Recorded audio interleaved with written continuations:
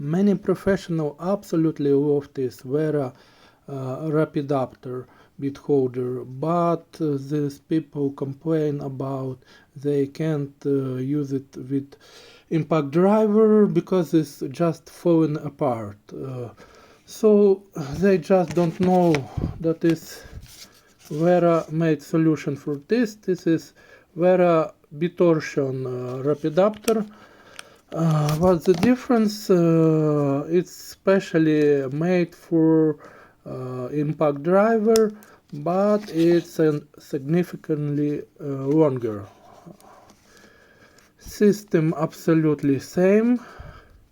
They have same lock mechanism, but it designed for impact driver.